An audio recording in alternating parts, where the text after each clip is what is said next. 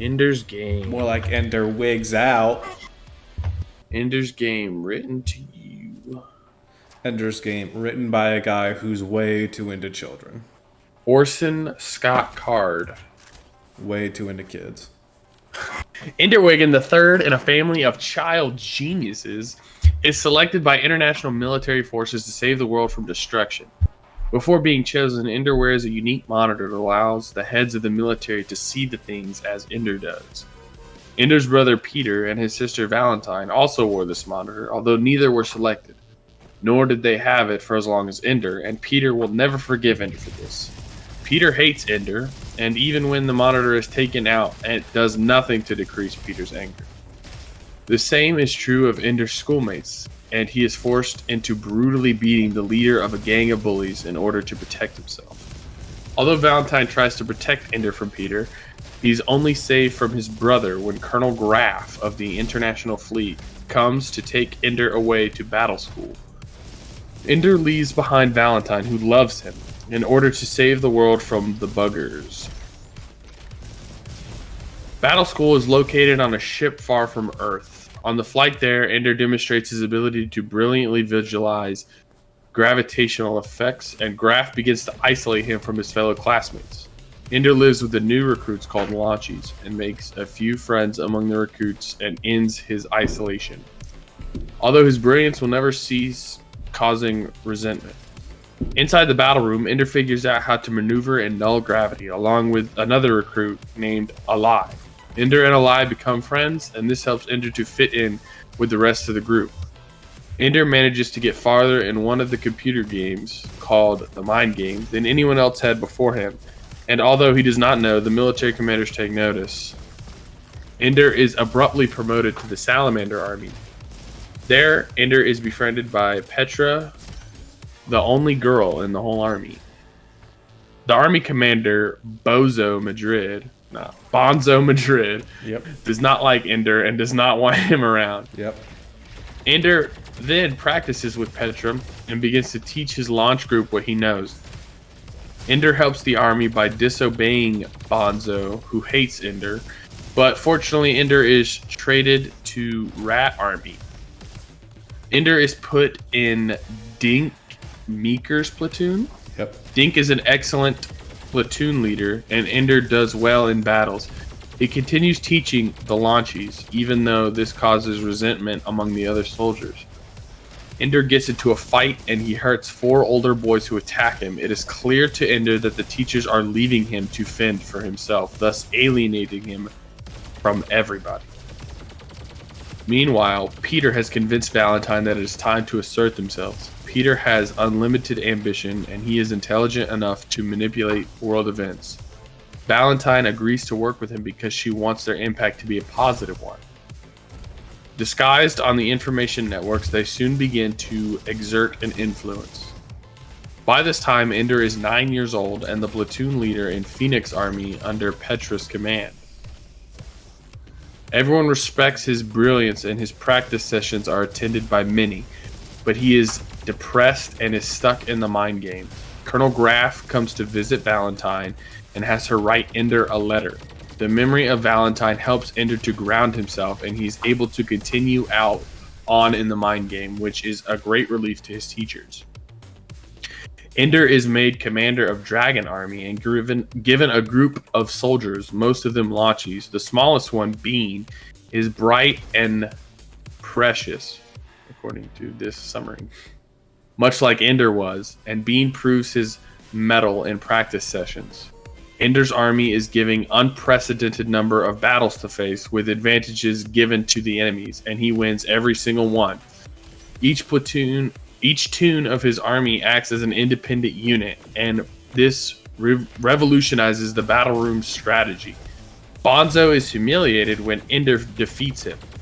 Bonzo attacks Ender in the shower room, and Ender beats him brutally because he is forced to.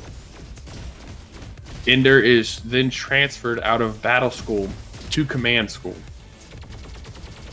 The authorities figure out that Valentine and Peter's actions, but have decided to leave them alone. Valentine visits Ender while he is given a brief vacation, and it is clear that things have changed between them.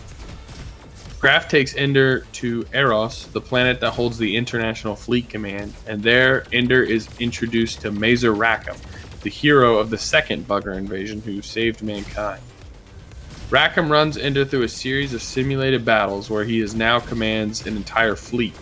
Ender learns that the buggers are like highly evolved insects and they communicate instantaneously, their queen thinking for all of them. Ender begins having strange dreams about the buggers. He fights more and more difficult battles, and one day a huge battle against impossible odds with many officers watching. Ender wins at a great cost of people, and it becomes apparent that this was a real battle where all of his supposedly simulated battles, and that he completely destroyed the bugger. Ender was used and he knows it, as do his teachers. But they explained to him that they needed him, a child, to have the compassion to understand the enemy. At the same time, they needed him to think it was a game in order to be able to win with such great loss of life. Peter has taken over control of the world at this point, and Valentine convinces Ender to set off with her on a colonization mission to populate the worlds left behind by the buggers. Before he goes, Ender learns that he did in fact kill Bonzo, as well as the bully back in school. On the new planet, Ender finds an area that he realizes looked just like the mind game, and he realizes that the buggers had prepared for his coming. They had looked into his mind and knew that he would defeat them. He finds a queen pupa left behind for him to find a place for the buggers to live again. Ender can think to the queen and sees that the buggers do not truly wish to fight the humans and feel their sorrow for all that happens. Ender then decides to make it his mission to find a place for the buggers to live. That is a summary of the book. There is a lot I would like to discuss about that they left out. Yeah, nobody is above 14. Yeah. Well, it says Ender's age at one point. I think he joins this battle school at age 6. Oh, was it 7? He leaves when he's 6 or like turning 7. He's there for 2 years and then gets pushed off to command school and kills all of the enemies while he's like 10. Nobody in that book is above 14. So the reason Peter and Valentine both failed out of this was that Peter was too violent and Valentine was too compassionate.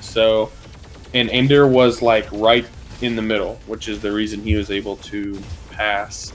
Peter has repeatedly threatened to kill Ender and Valentine multiple times. So Valentine was, Ender's protector for many years, and they grew like super, super close. Yeah. So that's why when Valentine visits him while he's on his little vacation, and they're so different, it's a big change because she's now closer to Peter than she is Ender. Yeah. The bully she also describes him as a killer, and he's 10 years old. Yeah. The bully and Bonzo, the ones that Ender beats living heck out of. Yeah, he beats him to death. But that's not his plan. His plan is to beat him so bad that they don't want to come back and fight Ender again. He basically, what he says in the book is to win all future battles. So like he beats them as hard as he can to scare them into not attacking again. Yeah.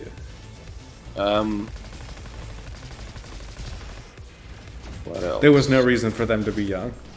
There wasn't. They could have been 17, 18, 19.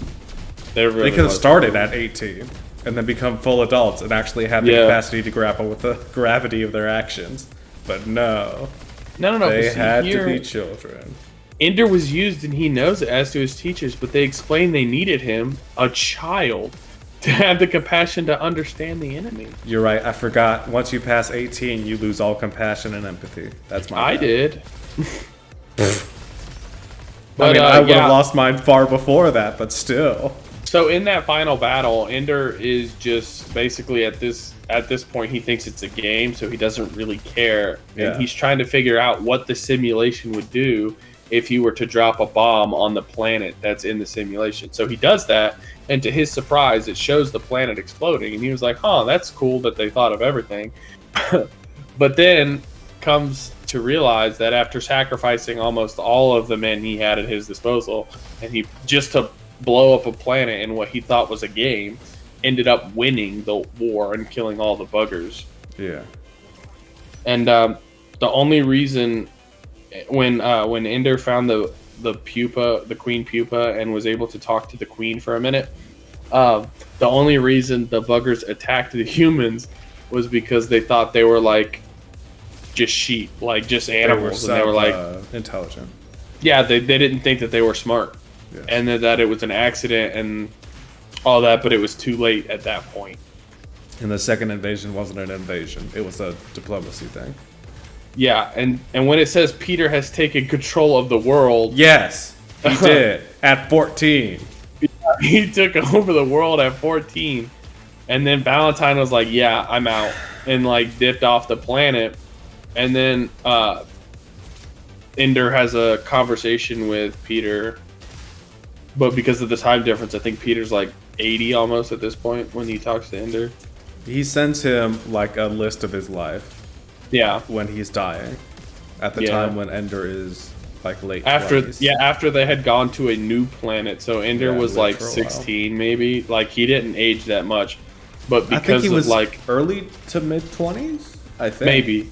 It was either way, enough. it was like it was like because of the time jump, Earth, had gone because through of the time years. that they had spent in light speed cryo travel sleep or whatever. Everything back on Earth had aged significantly more than they had.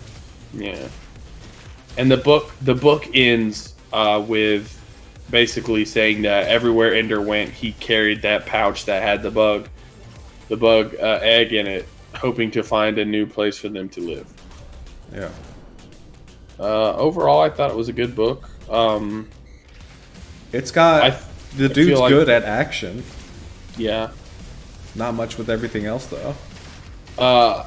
I feel like that he wrote the book as a one-off. There are more in the series, but I felt like the way it ended was good enough. I don't think there needed to be more. Maybe he was just like, "Oh, this is my biggest book, and I want more money." But I thought, it was good enough to just leave as a one-off book. It is. And for some reason, every child is a genius. Yeah, every child talks and acts like a full adult. Yeah, if you read the book, they're all adults. Yes. There again, no reason for any of them to have been children. Yes. I watched the movie. Joe didn't. I thought the movie was pretty good. There was stuff in the movie that was handled better than the book. But then the book also handles a lot more stuff better than the movie. So, take that with a grain of salt. Movie I thought was good. I feel like you can watch the movie and get the same out of it that I got out of the book. So, and everyone will be older. Not by much. Yeah, I think. But at this point, I think he's like 12. Acceptable. He's like 12 in the movie. I think. Is he? Wow. Maybe. Is he played by a 12-year-old or is he played by an adult? He's played by a 12-year-old. Anyway, that's Ender's Game. There you go, Joe. Don't lose it this time.